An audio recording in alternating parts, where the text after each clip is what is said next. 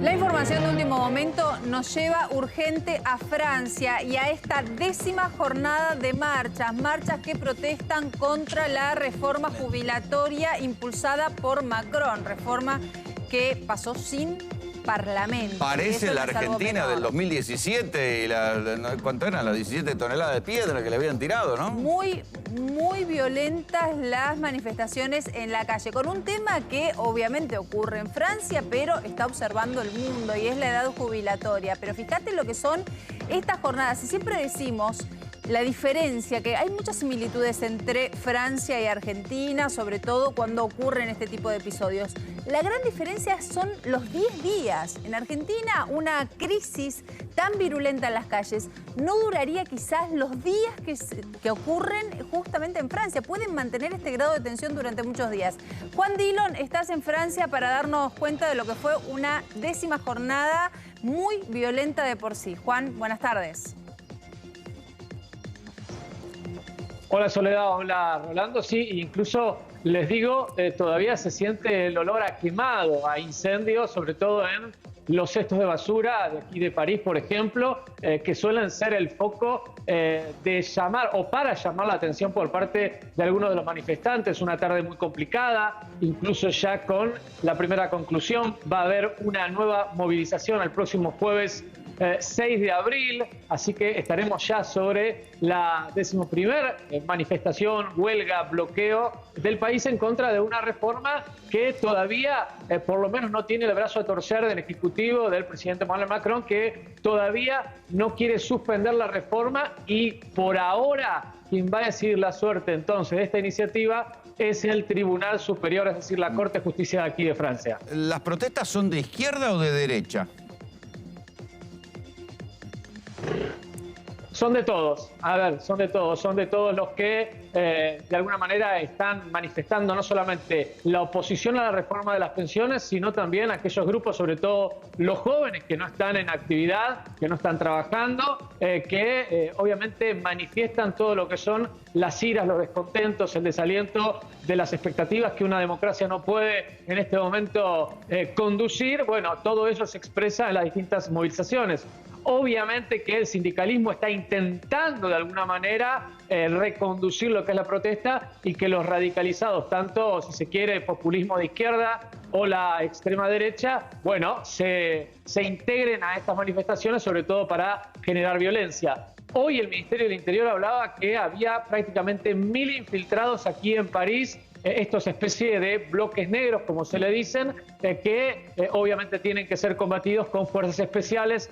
Y de hecho hay un gran debate por la motorizada que está irrumpiendo para disuadir estos bloques negros, y producen tensiones muy grandes, y es todo un debate nacional si deben continuar la motorizada de la Policía Nacional trabajando para contener estas manifestaciones. Juan, cuando uno se pone a leer un poco los pormenores del conflicto que está ocurriendo en Francia, porque obviamente lo observamos porque es un tema que se está trabajando en todo el mundo, la edad jubilatoria. Y el ajuste de los saberes, claro. Teniendo en cuenta que uno ya no vive hasta los 70 años, vive hasta los 90, ya lo hemos repasado, ya es un tema bastante hablado. Pero acá lo que se demanda mucho es que no hay distinción, quizás con algunos trabajos que sí son muy específicos y que generan en esta extensión riesgo para la vida misma. Por ejemplo, el trabajo en subte. Es como una ley que traza una edad de jubilación y no pone salvedades en ningún tipo de trabajo. Y uno puede preguntarse, si un estado rico del primer mundo como Francia tiene estos problemas para pagar las jubilaciones futuras,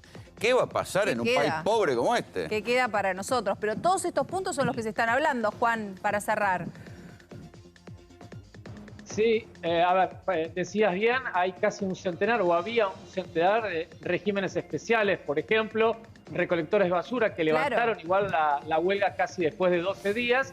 Bueno, era de 56 años, se le elevan a los 58 años. El problema es además la discusión que, a ver, una persona puede trabajar como recolector de basura, pero quizás no durante todos los años. Trabajó 10 años, entonces, realmente también en qué régimen se computa, en cuál se retira. Bueno, es un lío tremendo y se está expresando obviamente en las calles, y repito, va a continuar el próximo jueves en todo el país. Bien, Juan, te agradecemos mucho el detalle que nos brindas desde Francia. Gracias.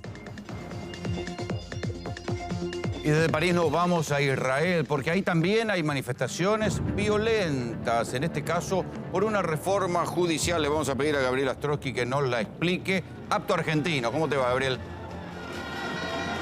Rolo, Sole, ¿cómo andan ustedes? Buenas noches para nosotros, buenas tardes todavía para ustedes. Bien, ¿qué es esto? Porque digo, Israel no es un lugar que lleguen por las cadenas internacionales este tipo de manifestaciones. ¿Qué pasó? Bueno, básicamente lo que está pasando, Rolo, es que desde que Benjamin Netanyahu, el primer ministro, asumió el poder nuevamente a fines de diciembre del año pasado, una de las primeras medidas que trató de instaurar dentro del Parlamento fue la propuesta de reforma judicial. Una reforma judicial, me imagino que cuando la cuente tal vez les suene un poco conocida la historia, una reforma judicial que intenta de alguna manera, por lo que se interpreta, de darle al Parlamento poder de veto sobre las decisiones que tenga la Corte Suprema de Justicia aquí en Israel. No sé si les suena sí, claro. Rara la historia. La realidad es que, a ver, para que ustedes tengan una idea, Israel es un país que no tiene constitución. Israel es un país que se rige por medio de un paquete de leyes básicas, muchas que vienen desde el momento de la creación del Estado en el año 48 y otras tantas que se han ido sumando a lo largo de estos 75 años de historia que tiene el país como Estado independiente. Entonces, dentro de ese paquete de leyes, lo que instaura la ley básica israelí es que para modificar cualquiera de esas leyes, algunas necesitan una mayoría simple en el Parlamento y otras necesitan una mayoría especial.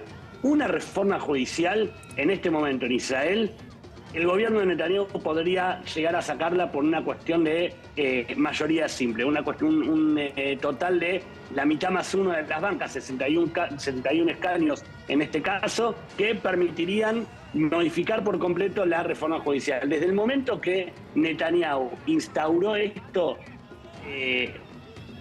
semana a semana, desde el mes de enero en adelante, semana a semana comenzaron a sucederse marchas de protesta, primero en Tel Aviv, después en Jerusalén, a lo largo de todas estas semanas, en cada uno de los puntos más neurálgicos son esas del país. Protestas que cuando se sostienen tienen que obligar a los gobernantes a renegociar lo que están pidiendo.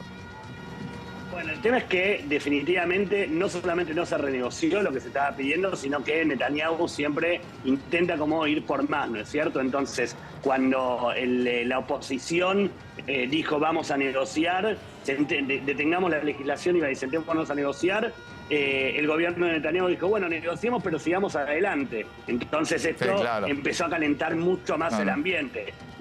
El punto cúlmine ocurrió el día sábado, a la noche, después de que terminó el Shabbat y cuando se estaba desarrollando una de las marchas, como todos los sábados. Las imágenes, momento en el que... Las imágenes parecen de un país latinoamericano. Gabriel, gracias por la explicación y contacto.